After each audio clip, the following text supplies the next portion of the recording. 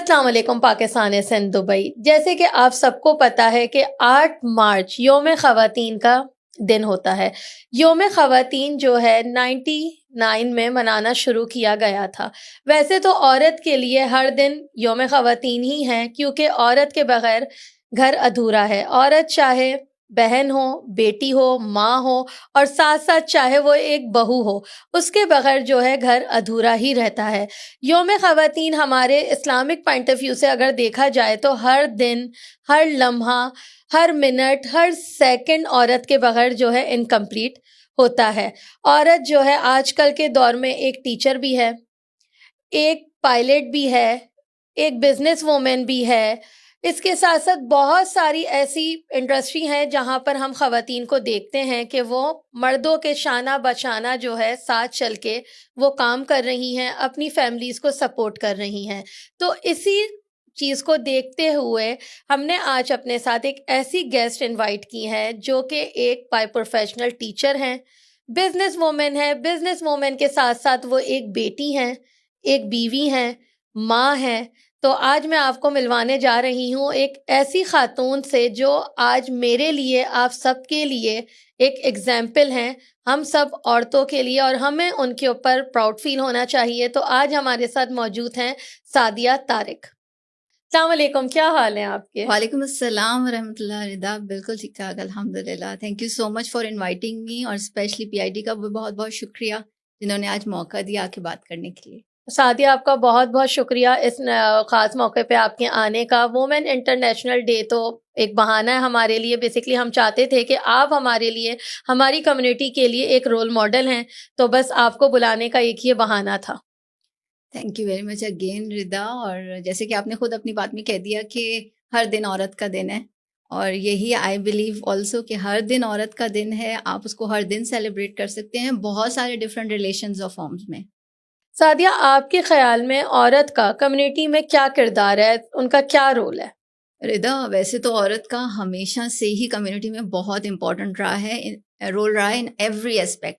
लेकिन अगर आप आज के हवाले से बात कर रही हैं तो मुझे लगता है कि औरत का किरदार पहले से ज़्यादा इम्पॉर्टेंट और पहले से ज़्यादा प्रोमिनेंट हो गया। उसका रीज़न ये है कि जितना आप अपने आसपास देख रही हैं, आपको पता है डिजिटल मीडिया का दौर है। किस तरह से लाइफ जो है वो स्ट्रेसफुल हो गई है, कंपटीशन बढ़ गया है हर तरह से कम्युनिटी में। और इन सारी चीज़ों को बैलेंस करने के लिए सिर्फ और सिर्फ औरत के पास ये सलाहियत मौजूद है कि वो सारे रिश्तों को बैलेंस करके ना सिर्फ ये कि उनको हौसला दे, बल्कि उनको आगे बढ़ने में मदद करे। चाहे वो उसके घर में बच्चे हैं, उनके लिए माँ का बेहतरीन रोल अदा करे, ताकि वो स्ट्रेसफुल कंपटीशन में अपना रोल जो है वो इमोशनली स्ट्रॉन्ग तरीके से अदा कर सके। हस्बैंड्स हैं तो उनको बूस्ट करें, उनके लिए हौसला बने। पेरेंट्स हैं तो उनके लिए सपोर्ट बने कि आज के दौर में जहाँ लोगों के पास टाइम नहीं है पेरेंट्स के लिए, बीइंग अ लेडी, वो किस तरह उनको भी सपोर्ट कर सकती है। तो कम्युनिटी में तो औरत का किरदार पहले से ज़्यादा इंपॉर्टेंट और स्ट्रांग हो गया है। सादिया, आप माशाल्लाह से मल्टीपल बिजनेस कर रही हैं, आप टीचर भी हैं। हमारा माशरा ऐसा है कि हमारे माशरे में ये चीज़ कहनी चाहिए कि हम पे एक बोल दी गई है, एक तरीके से फिक्स कर दिया गया है कि औरत पर्दे में रह के कोई काम नहीं कर सकती। औरत अगर पर्दा करती है तो उसके लिए सिर्फ उसकी घर की चार दीवारी रह गई है कि भाई ये फला औरत पर्दा करती है तो ये कुछ नहीं कर सकती। लेकिन आप माशाल्लाह एक परफेक्ट एग्जाम्पल हैं। तो मैं ये जानना चाहूँगी कि आपको पर्दे में रहते हुए ऐसी प्रॉब्लम फेस करना पड़ी? रिदा, अगर मैं ऑनेस्टली बताऊं तो ये सवाल मुझसे बहुत दफ़ा पूछा जाता है, और मेरा हर दफ़ा एक ही जवाब होता है कि ये जो प्रॉब्लम्स की बात होती है कि आपको कोई प्रॉब्लम फेस करना पड़ी, तो प्रॉब्लम्स क्रिएट कौन करता है? जाहिर है जब हम इस सोसाइटी में रह रहे हैं तो हमारे आसपास के लोग ही ये सवाल उठाते हैं ना कि प्रॉब्लम्स क्या हैं या कैसे फेस करना पड़ी।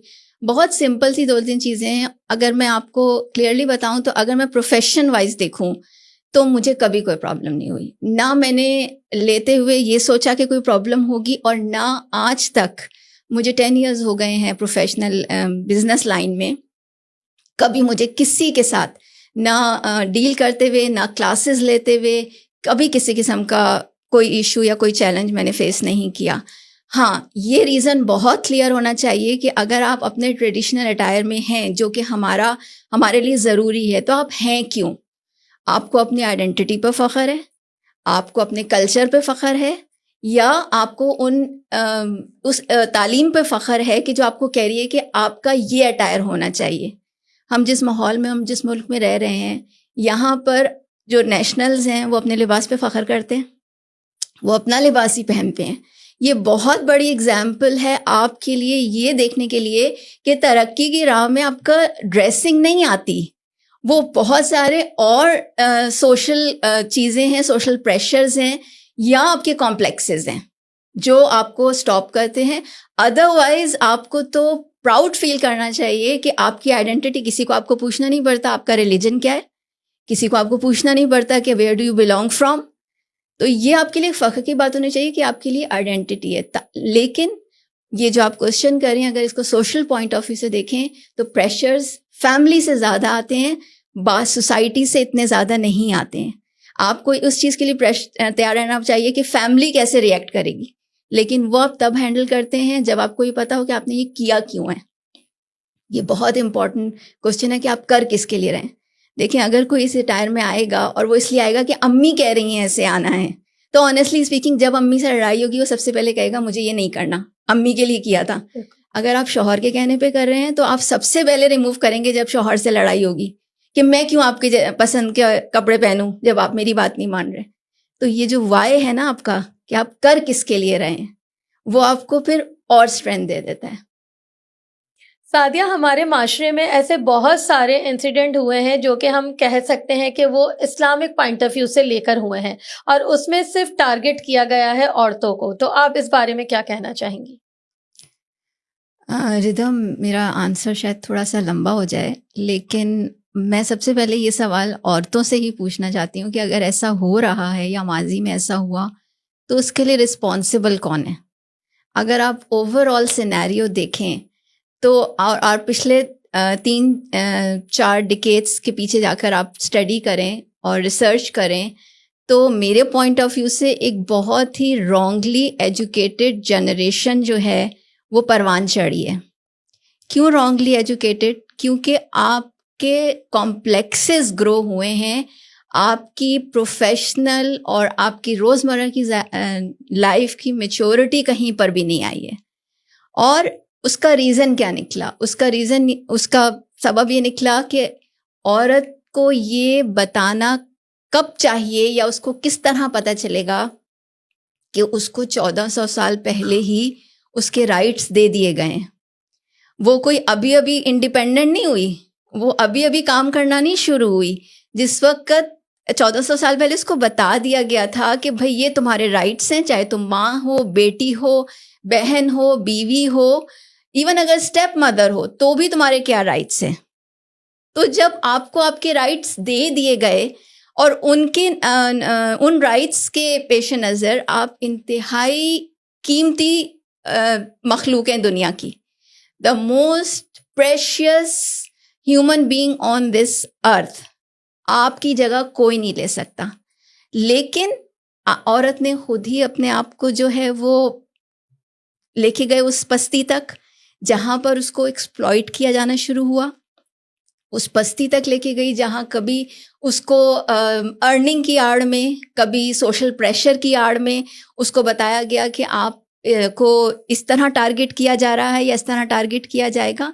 उसने अपनी वैल्यू पहचानी नहीं। अगर हम हमारी सोसाइटी की बात कर रही हैं तो या तो वहाँ पे औरत मजलूम दिखाई जाती है या फिर वहाँ पर औरत विलन दिखाई जाती है। इन दोनों के बीच वाली औरत कहाँ है? आप ड्रामास देख लें, आप स्टोरीज देख लें, आप नॉवेल्स देख लें, या तो उसमें कहाँ है कि जी औरत के पास क्या ताकत है जो उसको गॉड गिफ्टेड है। और उसका रीज़न ये होता है कि कॉम्प्लेक्सेस। देखें, घर एक माँ बनाती है, बहन बनाती है, बेटी बनाती है हर लिहाज से, लेकिन कॉम्प्लेक्सेस, लैंग्वेज को लेके कॉम्प्लेक्सेस, फैशन को लेके कॉम्प्लेक्सेस, जब आप इन कॉम्प्लेक्सेस को फेस नहीं कर पाते तो अल्टीमेटली उसके रिजल्ट्स ये निकलते हैं जो इस वक्त हम देख रहे हैं। एक अफरा तफरी, एक कंपटीशन, एक स्ट्रेस, आगे निकलने की दौड़, उससे आगे निकल जाऊं, और लाइमलाइट में रहने की दौड़, कि किसी तरह मैं पिक्चर में रहूं, चाहे वो राइट वे हो चाहे वो रॉन्ग वे हो। तो मैं बार बार हमेशा ये कहती हूँ कि औरत ने अपने साथ ये जुल्म खुद किया है, उसका कोई और दुश्मन नहीं है जिसने बाहर से आकर जिस पे वार किया। उसका वीक पॉइंट पता चला और उस वीक पॉइंट को सबने एज अ बिजनेस टारगेट किया। आपका अगर वीक पॉइंट है कि जी कॉम्प्लेक्स है, जी मेरे बच्चे ने अंग्रेजी पढ़नी है, तो स्कूल्स वाले तो कारोबार करेंगे, आपसे फीसेस लेंगे, क्योंकि वो कॉम्प्लेक्स कैच कर रहे हैं। आपका ये कॉम्प्लेक्स है कि जी मुझे बाहर अच्छा दिखना है, तो फैशन इंडस्ट्री उसको टारगेट करेगी, वो आपसे पैसे निकलवाएगी, वो अपना फैशन प्रमोट करवाएगी। तो आपको खुद अपनी स्ट्रेंथ जानकर और उस स्ट्रेंथ को सोसाइटी में प्रूव कराना है कि मैं कोई टारगेटेड चीज़ नहीं हूँ, मैं एक्सप्लॉइड होने वाली चीज़ नहीं हूँ, और मैं एक बहुत ही डिग्निफाइड रिस्पेक्टेबल पार्ट हूँ सोसाइटी का, और वो आपको उसी तरह ट्रीट करेंगे जिस तरह आप अपने आप को सोसाइटी में पोर्ट्रे करेंगी। आपने दे दिया उनको अपने साथ खेलने के लिए, they will play with you, चाहे वो उसका आपको मज़हब का टैग लगा के आपको एक्सप्लॉइट करें, चाहे आपको सोशल प्रेशर में डाल के एक्सप्लॉइट करें, उनके पास आपके वीक पॉइंट्स आ जाएं तो they will do it. Sadia, अब ये बताएं, हमारा जो माशरा है, इस माशरे में रहते हुए एक औरत के लिए दीनी और मजहबी तालीम कितनी इम्पोर्टेंट है?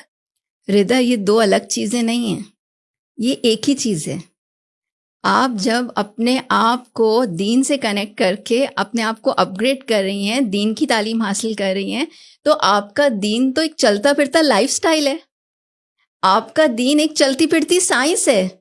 यही आपकी बुक्स हैं और यही आपकी सुन्नत है और यही आपका कुरान है, जिसको लेके बाहर के मुल्कों में रिसर्चेज हो रही हैं, लोग जो हैं वो दुनिया फतह कर रहे हैं।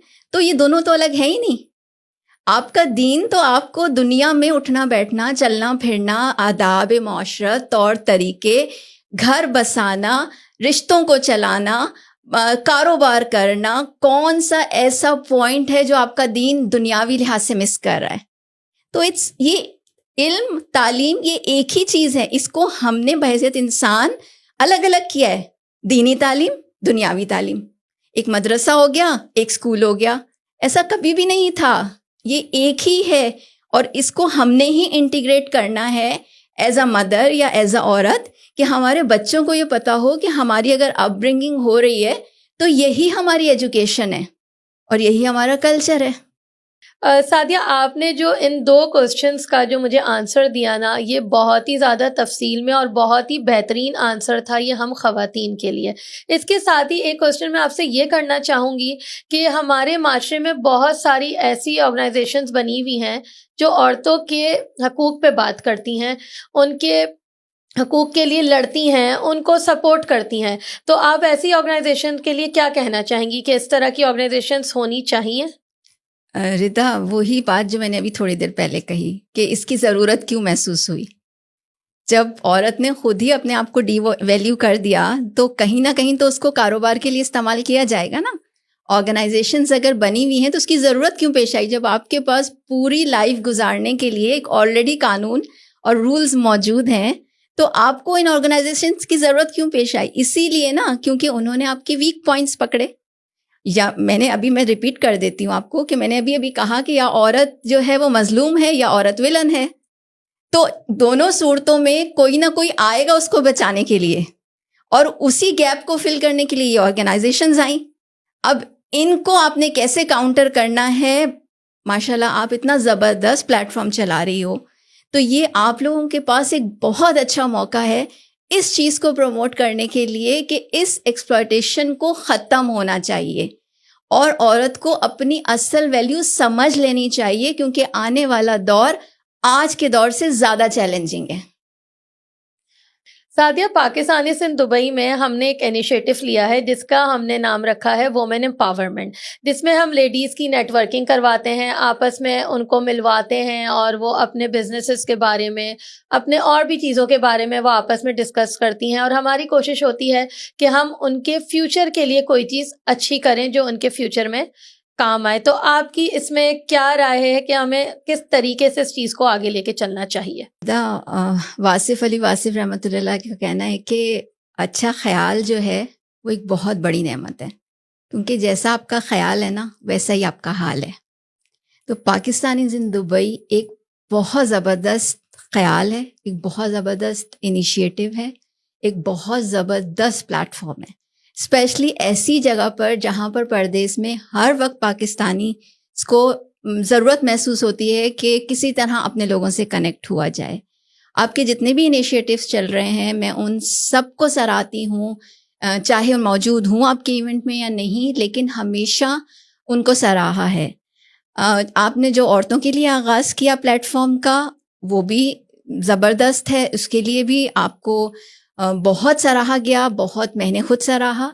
बस बात सिर्फ इतनी सी समझने की है कि आपके पास एक प्लेटफॉर्म है ना, आपके पास बहुत ज़बरदस्त प्लेटफॉर्म है, उसका इस्तेमाल आपको कहाँ से कहाँ पहुँचा सकता है दोनों जहानों में। किस तरह वुमेन एम्पावरमेंट का मेरी डिक्शनरी में तो वर्ड ही नहीं है, क्योंकि मैंने हमेशा कहती हूँ कि औरत तो 1400 साल पहले एम्पावर्ड कर दी गई थी। ये आज जो इसको वर्ड को इन्हांस किया जा रहा है वो एक्चुअली वुमेन एक्सप्लॉयटेशन है, एम्पावरमेंट नहीं है। और इस प्लेटफॉर्म को हमें क्यों लगता है रिदा कि हर सोशल प्लेटफॉर्म के पीछे हमको कमाने को प्रमोट करना है, हमको अर्निंग को प्रमोट करना है, हमको बिजनेस को प्रमोट करना है, जबकि बिजनेसेस तो खुद प्रमोट होते हैं जब आपकी सेल्फ डेवलपमेंट होती है, जब आपकी सेल्फ ग्रोथ होती है। आप स्टक, ये औरतें स्टक कहाँ पर हैं? ये स्टक इसलिए हैं कि इनकी पर्सनालिटी डेवलपमेंट, इमोशनल स्टेबिलिटी, आजकल की क्राइसिस को कैसे हैंडल करना है, इन सारे चीज़ों को बहुत ज़रूरत है कि इसको टच किया जाए, इन टॉपिक्स को, इनको ज़िंदगी की रियलिटी दिखाई जाए कि ये पार्ट ऑफ लाइफ है, ये चैलेंजेस कोई मुसीबत नहीं है, ये अप्स एंड डाउन आते हैं, इनको किस तरह स्ट्रांगली उन्होंने हैंडल करना है। घरों से निकल जाना है, नेटवर्किंग करनी है, बिजनेस में कारोबार के फ़ायदे देखने हैं, ये मकसद इसलिए औरत नहीं कीमती बनाई गई। आपके प्लेटफॉर्म के ज़रिए मैं हमेशा चाहती रही हूँ और हमेशा चाहूँगी, और आई एम श्योर कि आप लोग ज़रूर इस पे काम करेंगे कि औरत को कमाने की बजाय उसको ये रास्ता दिखाया जाए कि तुम बेहतर कैसे बन सकती हो, तुम मज़ीद कीमती कैसे बन सकती हो। और मुख्तलिफ जगहों पर आपको मैं बताऊं कि मैंने अभी बात की रॉन्गली एजुकेटेड जनरेशन की, पेरेंट्स को या मदर्स को ये भी नहीं पता कि उनको बच्चों के प्रॉब्लम सॉल्व कैसे करने हैं, और यही वजह से इतनी शादियां ब्रेकअप हो रही हैं, क्योंकि जब कपल्स में लड़ाई होती है पेरेंट्स फेल हो रहे हैं उस लड़ाई को सॉल्व करने के लिए। तो सोचें कि हमें कितनी ज़रूरत है मेंटल ग्रोथ की, पर्सनल ग्रोथ की, कि हम आपके पास प्लेटफॉर्म है, दें उनको मौके। ऐसे कितने लोग हैं जो आके खाली मोटिवेशन नहीं, प्रैक्टिकली उनको ये बता सकें कि ये चैलेंज है लाइफ का, तो इसको आपने हैंडल कैसे करना है। जब चैलेंजेस हैंडल कर लेंगी तो खुद ही स्ट्रांग होंगी, अर्निंग भी हो जाएगी उनकी, वो कर लेंगी, उनको पता है हमने अर्निंग कैसे करनी है, it's not a big deal. लेकिन अपने आप को इमोशनली स्ट्रांग कैसे करना है, इस वक्त इस चीज़ की ज़रूरत है उनको, और पीआईडी ये बहुत अच्छे से कर सकता है। और मैं कहूँ कि ये आप लोगों के ग्रुप के अंदर एक, वो कहते हैं ना, एक फेदर इन द कैप, कि एक और बहुत ज़बरदस्त इनिशिएटिव होगा कि इस प्लेटफॉर्म को आप वुमेन एम्पावरमेंट की बजाय आप women self development, self growth, emotional intelligence, इसकी तरफ लेकर आएँ। सादिया, मैं आपके इसी के आंसर से एक बात मैं करूँगी, जैसे कि आपने बोला कि औरत इमोशनल, जो आपने बात करी, हम शुरू से ये चीज़ सुनते आए कि औरत इमोशनल है, चाहे वो जितनी भी स्ट्रांग हो, उसके अंदर एक कह लें कि एक कहीं ना कहीं ऐसा वीक पॉइंट होता ज़रूर है जहां वो अपने आप को बिल्कुल वीक फील करती है और वो इमोशनल हो जाती है, चाहे वो आप हो या मैं हूँ। मेरा ये मानना है औरत एक इमोशनली वीक होती है। तो इस बारे में आप क्या कहेंगी? हो सकता है मैं गलत हूँ यहाँ नहीं, पे। आप बिल्कुल सही हैं, और इस बारे में रोल आता है घर के मर्दों का। देखें, आधी से ज़्यादा औरतें जो आपको घरों से बाहर मिलेंगी कि कोई ना कहीं सर्च कर रही हैं कि जी हमें जॉब्स मिल जाएं, या अपने आप को मनवाने की ज़रूरत महसूस कर रही हैं, उसमें से कितनी बड़ी परसेंटेज है they are looking for the appreciation, कि उनको अप्रिशिएट किया जाए जो घर में उनको नहीं मिल रहा। मैं इस प्लेटफॉर्म के ज़रिए से स्पेशली रिक्वेस्ट करना चाहूँगी, चाहे वो शौहर हो, चाहे वो बाप हो, चाहे वो भाई हो, कि अपनी खवातीन को घरों में अप्रिशिएट करना शुरू करें, उनके काम को घरों में सराहें, चाहे वो कुछ भी ना करें। मुझे दुख होता है इस बात का जब अक्सर हस्बैंड मुझे कॉल करके कहते हैं कि मेरी बीवी सारा दिन बैठी रहती है, आप इसको सिखा दें कि कमाना कैसे है। भाई वो तो है ही मलका, उसको तो मलका ही बनाया है। अगर वो बैठी है तो तुम शुक्र करो कि वो बैठी हुई है, लेकिन ये माइंड सेट बजाय इसके कि उसको आप अप्रिशिएट करें कि वो आपका घर संभाल रही है, आपके बच्चे संभाल रही हैं, आप उसको ये कॉम्प्लेक्स दे रहे हैं कि तुम कमा नहीं रही हो। तो ये चीज़, अब ये पार्ट मर्दों का भी है इसमें, कि औरतों को अप्रिशिएट करेंगे तो उनको पता चलेगा कि हमारी वैल्यू घर में भी है। हमें वो वैल्यू बाहर नहीं ढूंढनी, हमें वो वैल्यू सोशल मीडिया पे नहीं ढूंढनी, हमें वो वैल्यू प्लेटफॉर्म्स पे जाके अप्रिसिएशंस नहीं लेनी कि भाई हाँ आप बहुत अच्छी लग रही हैं या आपने बहुत अच्छी स्पीच की, क्योंकि घर वालों को भी पता होना चाहिए कि आपकी क्वालिटीज क्या हैं, तो सारे मसले ही सॉल्व हो जाएं। बिल्कुल, ये मैंने आपकी इस पूरे आंसर में मुझे आपका ये वर्ड बहुत पसंद आया, मलका। ये चीज़ है कि अगर हमने खुद ही सोचना शुरू कर दिया ना कि हम खुद ही एक क्वीन की तरह या मलका की तरह घर में रह रहे हैं, तो हमें फिर जाहिर सी बात है फिर इमोशनल होने की शायद ज़रूरत ना पड़े। औरत का यही मकाम है, वो असल में मलका ही है। अगर आप देखें, मर्द को कवाम बनाया गया है, यानी कि उसने कमाना है, और औरत ने तो राहत और सुकून से ज़िंदगी गुजारनी है। एक्सेप्शंस हमेशा होती है, कोई अगर कमा रहा है, क्यों कमा रहा है या किस फील्ड में आया, डॉक्टर्स में भी चाहिए औरतें, इंजीनियर्स में भी चाहिए, टीचर्स में भी चाहिए, लेकिन उसकी बाउंड्रीज हैं। आपके प्रिंसिपल्स नहीं टूटने चाहिए उन सारी चीज़ों में। तो एंजॉय करें अपनी लाइफ एज अ मलका। आपको बेस्ट सूट घर से निकलते हुए क्यों पहनना है, आपको बेस्ट क्रॉकरी मेहमान आने पे क्यों यूज़ करनी है। ये बात बहुत जगह रिपीट होती है और मैं भी बहुत जगह कहती हूँ कि आप अपने लिए भी तो बेस्ट कर सकती हैं। मी टाइम का मतलब ये नहीं है कि आपने कोई किटी पार्टी करनी है तो वो मी टाइम होगा। आप कोई अच्छी सी किताब पढ़ रही हैं या आप अपने लिए कोई अच्छी सी ट्रीट तैयार कर रही हैं, वो भी मी टाइम है। तो लेकिन ये सब आएगा कैसे रिदा, ये तब भी आएगा जब उनको ये पता चले कि एक्चुअली उन्होंने ग्रो कहाँ से करना है। सादिया, हमारी बहुत सी ऐसी खवातीन हैं, इंक्लूडिंग मी, मैं ये नहीं कहती कि मैं नकाब करती हूँ, बेसिकली हिजाब में रहते हुए जो खवातीन घर से बाहर निकल के कुछ करना चाहती हैं, आप उनके लिए क्या मैसेज देना चाहेंगी? घर से बाहर निकल के ही क्यों कुछ करना है, कुछ जब आजकल के दौर में हर चीज़ आपके मोबाइल में आ गई है। आप सिनेरियो देखें ना कि हम आजकल रह किस सिनेरियो में रहे हैं, और हम लोग अगर इस सिनेरियो का फ़ायदा नहीं उठाएंगे तो हमारी आने वाली जो जनरेशन है वो अपने वक्तों में हम पे हंसेगी कि इन्होंने तो फ़ायदा ही नहीं उठाया। जैसे हम अभी पिछली जनरेशन को कह रहे हैं कि उनकी एजुकेशन गलत थी, वो जनरेशन हमें ब्लेम कर रही होगी। आपके पास मोबाइल हैं, आपके पास ऐप्स हैं, आपने सिर्फ और सिर्फ अपने आप को अपग्रेड करना है। उसके लिए ना आपकी कोई उम्र है, ना कोई जेंडर है, ना आपका कोई स्टेटस है कि जी आप नहीं कर सकते। सारी उम्र बंदा पढ़ सकता है, सारी उम्र अपग्रेड कर सकता है। हर रोज़ नए ऐप्स आ रहे हैं, एआई का हर जगह चर्चा हो रहा है। आप पूछें खवातीन को किसी दिन अपने प्लेटफॉर्म पर बुला के कि एआई क्या है, क्या कि अगर उनका बच्चा उनसे सवाल करता है तो वो किस तरह उसको कन्विंस करेंगी। कल को वो उनके पोते नवासे उनको सवाल करते हैं तो वो कैसे कन्विंस करेंगी, उनको अपग्रेड करेंगी तो करेंगी ना। तो उनके पास घर बैठ के भी बहुत सारे ऑप्शंस हैं। डिग्री ले लेना, तालीम मुकम्मल कर लेना, ये कोई फुल स्टॉप नहीं है लाइफ में कि मैंने पीएचडी कर लिया या मैंने मास्टर्स कर लिया। पूरी उम्र सीखते हैं। कितने ऐसे प्रोफेशंस हैं, डॉक्टर्स रोज़ पढ़ रहे होते हैं कि उनको एग्जाम्स देने होते हैं, इंजीनियर्स रोज़ अपग्रेड कर रहे होते हैं, नए नए ऐप्स आने शुरू हो गए। तो औरत क्यों नहीं अपने आप को अपग्रेड कर सकती। जब मैंने इमोशनल इंटेलिजेंस की बात की, मैंने सेल्फ डेवलपमेंट की बात की, तो उसमें यही सारी चीज़ें हैं ना कि आपने आज के चैलेंजेस को इमोशनली कैसे हैंडल करना है। और पर्दा इसमें बिल्कुल भी आड़ नहीं है, इसलिए आड़ नहीं है क्योंकि आपका ये तो आपका फख्र है, ये तो आपकी आइडेंटिटी है। आप अपनी आइडेंटिटी पे, आप अपनी शनाख्त पे, अपनी ज़ुबान पर फ़ख्र करें। अगर मैं कारोबार चाइनीज़ के साथ कर रही हूँ, उसको अंग्रेज़ी नहीं आती।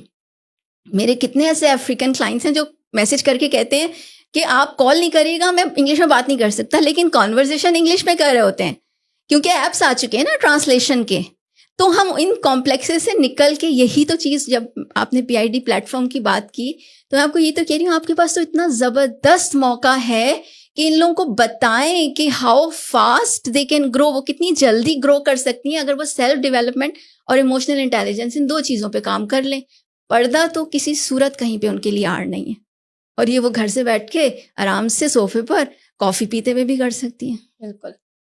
सादिया, आपके साथ हमने इतनी खूबसूरत बातें की और हर चीज़ का हमें बहुत ही खूबसूरत जवाब मिला, तो हम सब जानना चाहते हैं कि सादिया तारिक वो खुद क्या करती हैं? रिदा, आपने शुरू में बता दिया कि by profession I am a teacher, और टीचिंग करियर के साथ साथ अल्लाह ताला ने दिल में ये बात डाली कि नहीं, नौकरी से बेहतर जो है वो बिजनेस है, कारोबार है। और मैं हमेशा कहती हूँ कि ये शायद मैं बहुत ज़्यादा ब्लेस्ड हूँ कि जैसे ही कोई ख्याल आता है और जैसे ही उसको करना चाहती हूँ तो उसके लिए रास्ते खुद ब खुद अल्लाह ताला खोल देते हैं। और इस मामले में हमेशा ही मेरे साथ ये हुआ है। मेरे इतने लंबे कैरियर में कितनी ऐसी मिसालें हैं कि मैंने कुछ करना चाहा और वो करवाना चाहा उसने, तो उसने उसके लिए रास्ते खोल दिए। टीचिंग से बिजनेस पे स्विच किया, उसको भी 10 साल हो गए हैं। डायरेक्ट सेलिंग से मेरा ब्रेक थ्रू था बिजनेस में। उसके बाद अमेज़ॉन, डिजिटल मार्केटिंग, और डिजिटल मार्केटिंग पे मैं रुकी नहीं सीखने के लिए, मतलब एक के बाद एक जो भी उसमें नई डेवलपमेंट्स आती रही। मल्टीपल प्लेटफॉर्म्स चला रही हूँ इस वक्त मैं डिजिटल मार्केटिंग के। इसके अलावा हर तरह के, जिसमें आप online stores, e commerce, businesses, brand development, मैं क्लासेस भी देती हूँ। डिजिटल मार्केटिंग के कोर्सेज एज अ कोर्स नहीं सिखाती, लेकिन मैं ये ज़रूर कहती हूँ कि हैंड ऑन नॉलेज आपको किस तरह मिले। अमेज़ॉन की क्लासेस, उसके अलावा बहुत सारे ऐसे प्लेटफॉर्म जिसमें लोगों को मिसगाइड किया जा रहा है डिजिटल मार्केटिंग को लेकर, उनका सही तरीके से किस तरह वो इस्तेमाल कर सकते हैं वो ज़रूर उनको सिखाती हूँ। सेल्फ डेवलपमेंट पे लेक्चर्स नहीं देती हूँ, लेकिन 1-to-1 कंसल्टेंसी जब भी किसी को ज़रूरत होती है वो ज़रूर देती हूँ कि उनका प्रॉब्लम सॉल्व हो जाए। सॉल्यूशंस, आई बिलीव के सॉल्यूशंस पे बात करें, हल निकालें मसलों के। मसले तो हमें सबको पता ही हैं कि क्या है, और यही बेसिकली है कि इतना कुछ कर रही हूँ साथ साथ कि मुझे सम अप करना भी मुश्किल हो जाता है कभी कभी। लेकिन ये सारी अपॉर्चुनिटीज़ खुद ब खुद आती गई। जैसे जैसे मैं लर्निंग करती गई, एक के बाद एक अपॉर्चुनिटी खुद ब खुद खुलती गई। और कहते हैं ना कि ना नहीं करना चाहिए कोई अपॉर्चुनिटी को। नेटवर्किंग इवेंट्स स्टार्ट किए हुए हैं मैंने, बिजनेस नेटवर्किंग इवेंट्स, और उन इवेंट्स में ये नहीं होता कि मैंने कोई उनसे कहना है कि आके अपने बिजनेसेस प्रमोट करें। इट्स अ काइंड कि आप लोग जो सोशल मीडिया पे एक दूसरे को देख रहे हैं, कितनी हकीकत है उसमें और क्या फसाना है। तो उसके लिए ज़रूरी नहीं है कि आपने जो है, आप बिजनेस चला रहे हैं, अच्छी बात है, घरों से चला रहे हैं, बहुत अच्छी बात है, लेकिन कहीं ना कहीं एक ह्यूमन टच देने के लिए आपने ज़रूरी नहीं सिर्फ वहाँ जाना है जहाँ आपकी चीज़ सेल हो जाए। आप किसी को मिलें, उससे खैर खैरियत पूछें, उससे बातचीत करें उस रीज़न के तहत। इस रीज़न के तहत नहीं कि आपने अपने बिजनेस को कैसे एलैबोरेट करना है, आपने कौन सी चीज़ आके कहाँ बेचनी है। नहीं, इंसानों के बीच में रह के आपने अपने आप को कैसे ग्रो करना है। सादिया, आपका बहुत बहुत शुक्रिया कि आपने टाइम निकाल के हमें मौका दिया, हमारे इस शो का आप हिस्सा बनी। 8 मार्च तो एक बहाना था, असल में ये था कि हम आपके साथ बैठें और ख़ूबसूरत सी गुफ्तगू आपके साथ करें। अल्लाह ताला आपको बहुत ज़्यादा तरक्की दें और अपने हर मकसद में आप कामयाब हों। इसी तरीके से आप हर औरत को मोटिवेट करते रहें और इंशाल्लाह आपकी आगे की मंजिलें भी आसान हो। थैंक यू वेरी मच रिदा, बहुत शुक्रिया। और आखिर में मैं एक बात ज़रूर कहूँगी कि हमने सोसाइटी चेंज नहीं करनी है, हमने कोई धमाके नहीं करने हैं। मैं कहते हैं be the change that you want to see in your surroundings. तो बस इतनी सी बात है कि तरबियत की ज़रूरत सबसे ज़्यादा मुझे है। तो इसलिए मैं अगर कुछ कर रही हूँ तो वो इसलिए कि मुझे उसकी ज़रूरत है, मुझे सीखना है, मुझे अपने आप को डेवलप करना है या अपनी तरबियत करनी है। यही बात अगर हर कोई सीख लेना कि हमें ज़रूरत है, तो सारे मसले हल हो जाएं। क्योंकि हर कोई कोशिश करता है शौहर ठीक हो जाएं, बच्चे ठीक हो जाएं, सास ठीक हो जाए। नहीं, उंगली अपनी तरफ रखनी है हमेशा सब ने कि मुझे ज़रूरत है तरबियत की, मुझे ज़रूरत है सीखने की, मुझे ज़रूरत है अपनी ज़िंदगी को अपने लिए बेहतर बनाने की। आज मैंने और आपने सादिया की बातों से जो सीखा है, इंशाल्लाह आगे जाके हम अपनी लाइफ में उसको ज़रूर इम्प्लीमेंट करेंगे। उम्मीद है कि आज का शो आप लोगों को अच्छा लगा होगा। इसी तरह के और शो हम आपके लिए आगे लेकर आएंगे। मैं भी पाकिस्तान हूँ, तुम भी पाकिस्तान हो। अल्लाह हाफिज।